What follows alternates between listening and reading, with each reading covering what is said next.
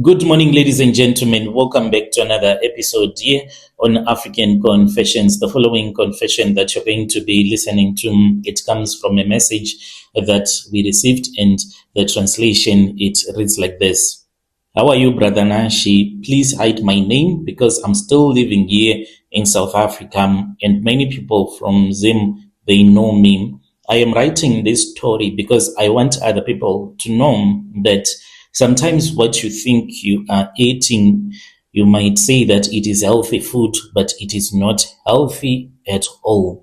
All that I can say is that if you have ever eaten a sausage, in South Africa, they call it Voros, then you need to know that there are possibilities that you have eaten donkey meat, and even if at your church they do not encourage you to eat pigs, but as long as you eat Voros, you can eat pigs. If it happens that you buy this cheap Voros that can be found in South Africa.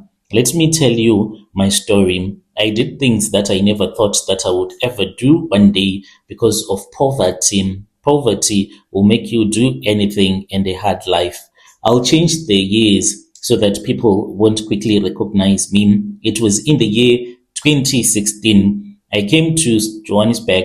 I came from Zim. I came with dreams that I would work well and help my family back home since I was the breadwinner in the family.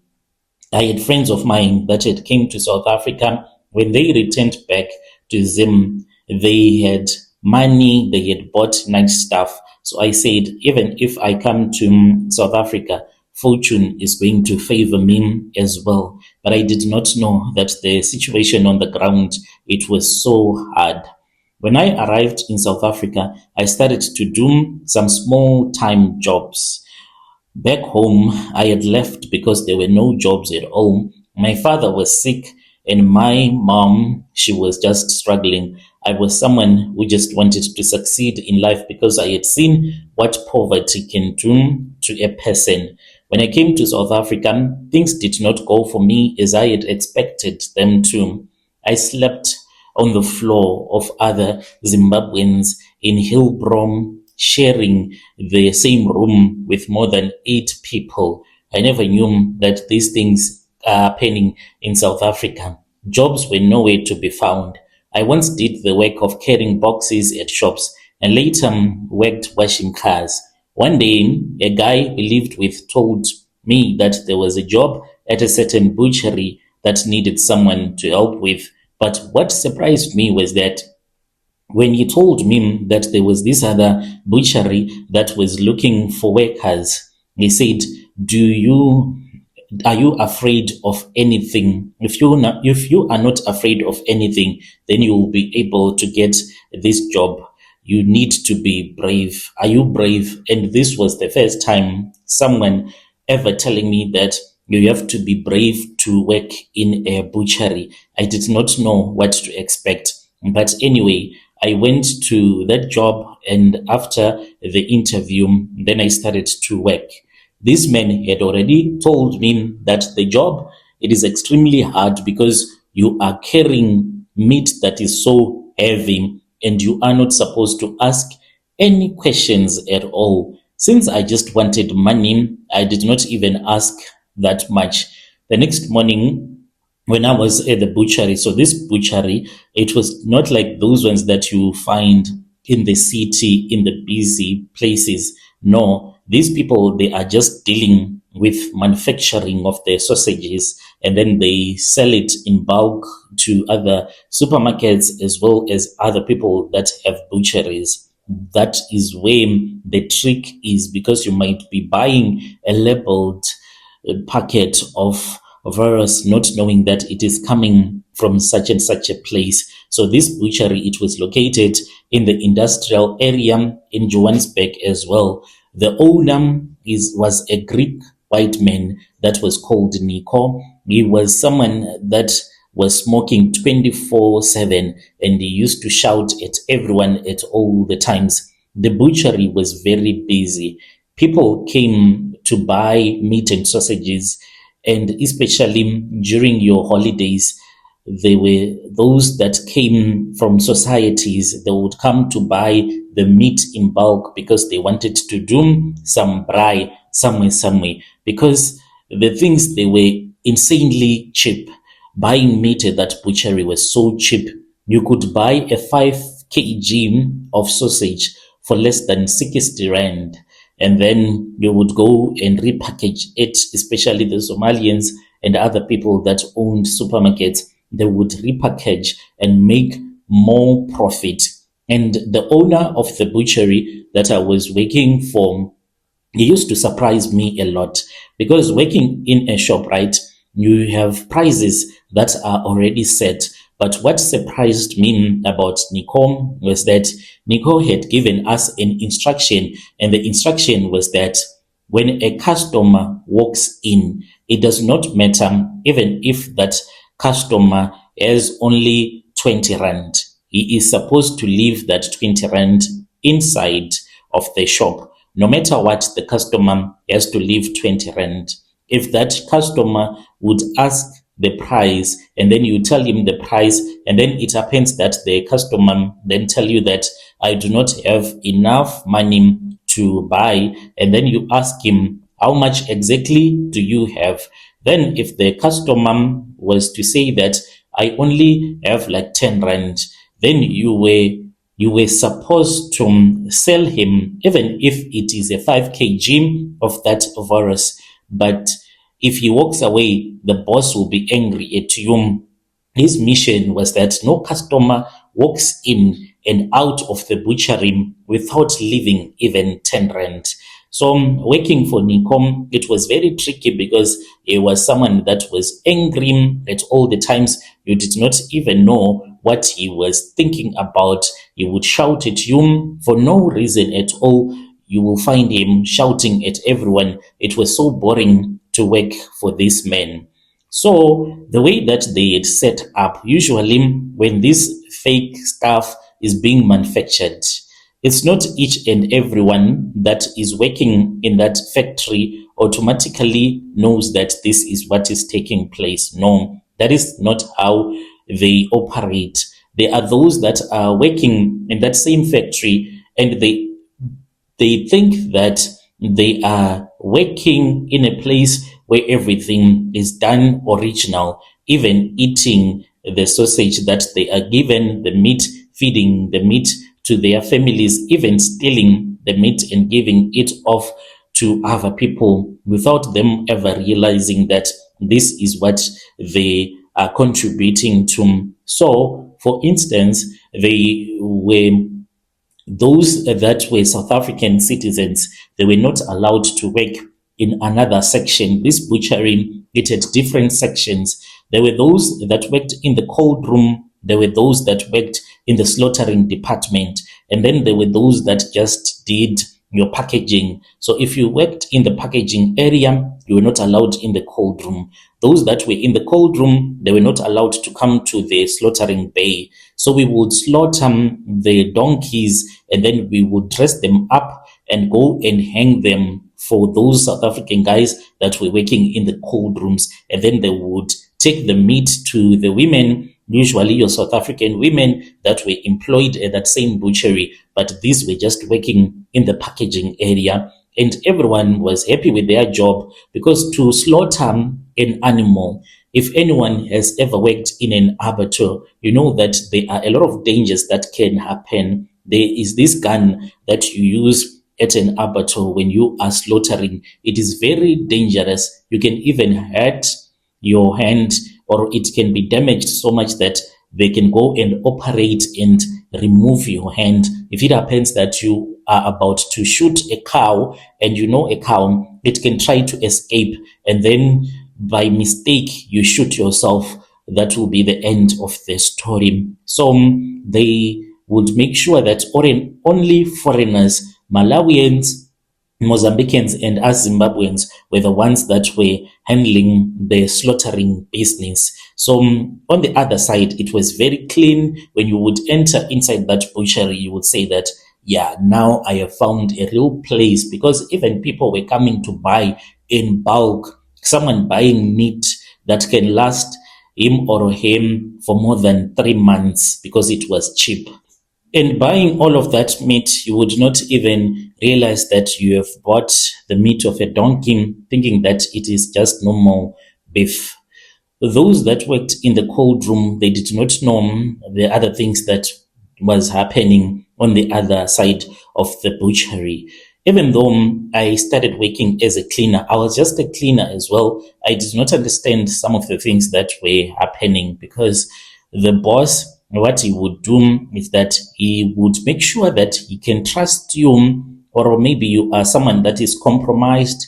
Usually, if you are from outside of the country, once you get a job, you try by all means to just work to please the boss. You do not say anything against the boss. You just listen to the boss at all the times. So I just wanted to see what kind of a person I was, if I was going to pimp him out, if it happens that he was going to show me some of the dark things that was happening at that butchery. When it was time after he had seen that this man could be trusted, then I was given a job to work until it was really late. And then there was a Malawian guy that told me that the boss had told me that I was not supposed to go home on that night because there was somewhere where we were supposed to go to. I did not know at that time which place we were supposed to go to.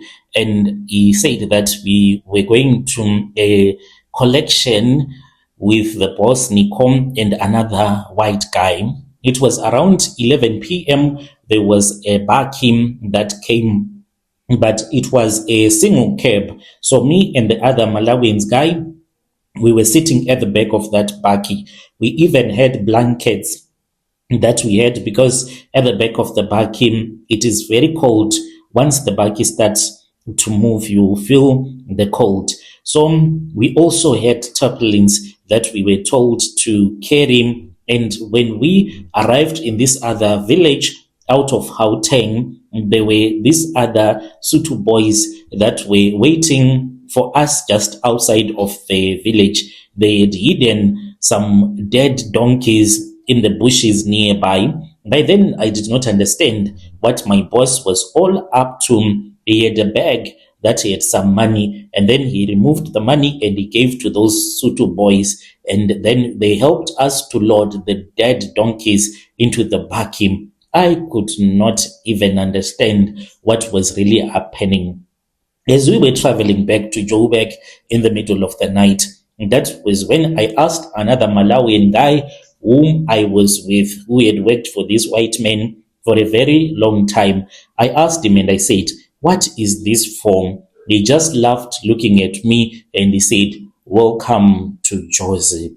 Brother Nanshi, it was as if I was a person that had been shocked by electricity. Later on, Nico explained it to me casually as if nothing was wrong. He said, "Boys, you know what to do. Train this one."